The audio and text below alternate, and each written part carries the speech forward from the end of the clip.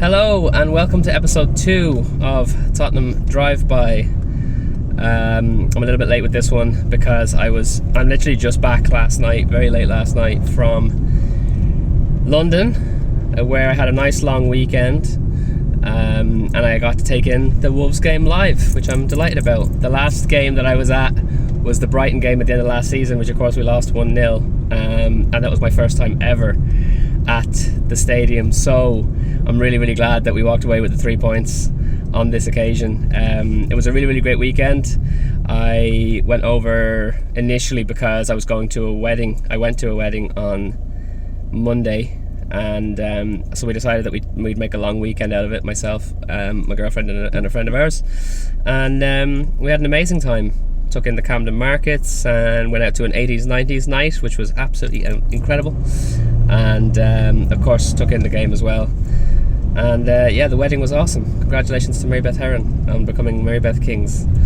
But the match, look, for me, I'm amazed at, again, how we live in a culture of extremes. Everyone has to. Maybe it's always been this way, I don't know, but I just find this today more than ever. I find people always have to be 100% in one direction or the other. People either think that the most important thing is that we took the 3 points away and it doesn't matter how we performed. Other people are saying that it makes no odds that we won. The performance was lackluster, to put it politely, and therefore we should be concerned. I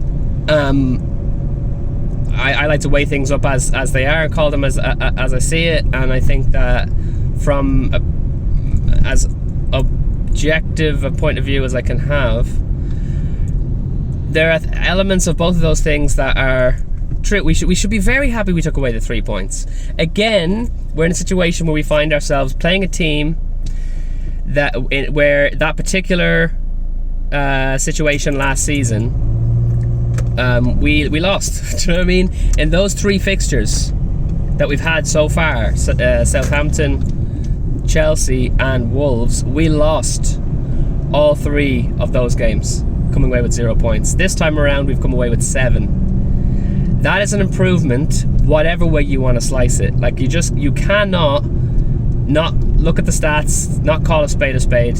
At the end of the day, which is a phrase I use far too often, we came away with 3 points in that game, and we came away with 0 points last season. That's an improvement. All I care about is progress. That's literally all I care about. And again, I'm one of these guys who's not, trophies are everything. I want us to win a trophy this season, do not get me wrong, but trophies are not everything. Progress is the most important thing. Will we improve on last season? And so far we have improved leaps and bounds.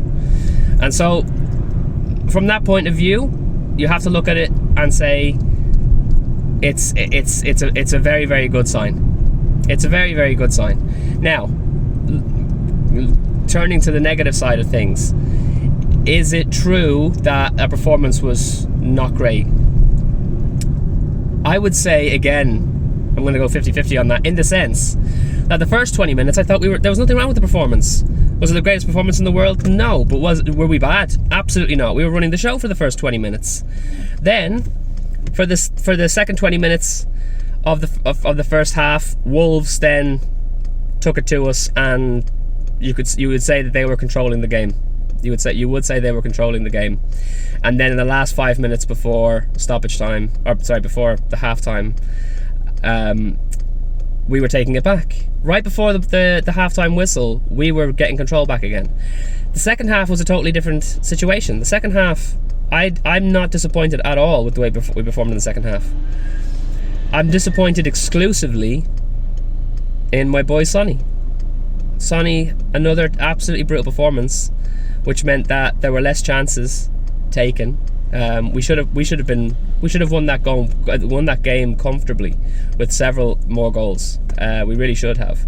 Wolves never looked dangerous. And Wolves are a formidable team. Wolves are a top half of the table team, guys. Let's not get that wrong. So the fact that they didn't look threatening at all, and we should have gotten more goals. Only Sonny wasn't up to it yesterday. Saturday.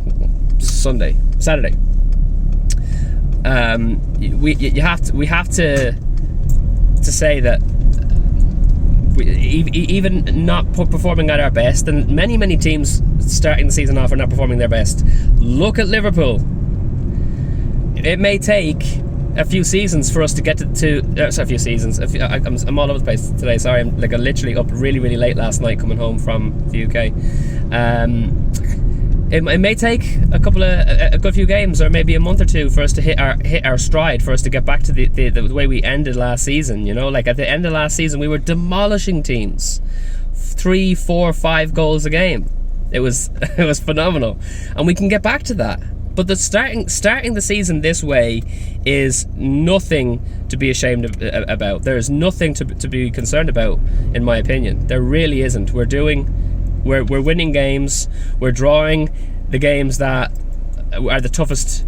We've had our toughest game of the season already, and we drew. You know what I mean? This is the thing we have to understand, is that we are very strong. We are improving under Conte, and the quad is on, baby. The quad is on.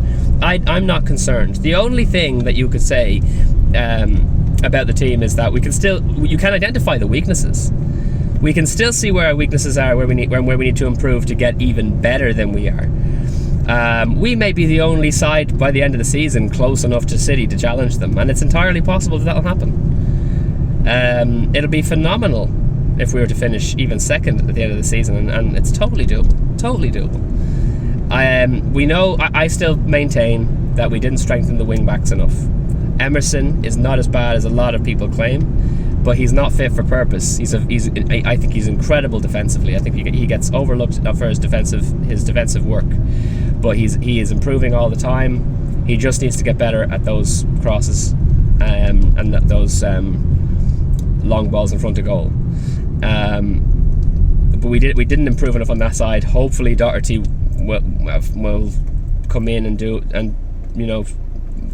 show us how good he was, up to the point where he got injured at Aston Villa, or against Aston Villa. But we should have improved. We should have improved on that side of the pitch. We also should have improved more on the left side of the pitch. Please God, Perisic comes in now and starts. He was fantastic, absolutely fantastic against Wolves. Hopefully he's going to start in the games going forward. Sessegnon, for me, I would get rid of him. I've no particular love for Sessegnon, and I don't think he's good enough to be in our squad. So the wing back positions still need to be improved. And I'm indicated left, and I am not planning on going left. What am I doing? Stop talking and driving at him. No, it's the whole point of the show. The wing back positions, yes. Centre back, also, I would like to see it. I don't think a lot of people are saying that's the one we need to improve the most right this second. I don't think that's true. I really don't think that's true. I don't think it's as important to improve there as some of the other positions, wing backs especially. But I also think that a creative midfielder is more important. I really do. We didn't concede against Wolves. Do you know what I mean? I don't think that our defence is bad at all. I really don't. Not to say I wouldn't improve on it, but it's not by far. I think it's third on the list. I would want a creative midfielder over a centre back, and certainly I want an improvement on the wingers. But I'm only saying these things in order to say that, I want to see it both ways. I want to where are we struggling and where are we doing well. But for all the people who are disappointed and concerned by that result, I think you need to really objectively look at what it means compared to last season. How are we doing now compared to last season? Have we improved? 7 points versus 0 in those fixtures. And then again, you're looking at the other teams and how are they doing. We know Arsenal are not going to maintain the form they're on now when they come up to bigger opposition. They're not going to maintain that form when they've got to play more games, and they are the bottle jobs now. They'll fall away.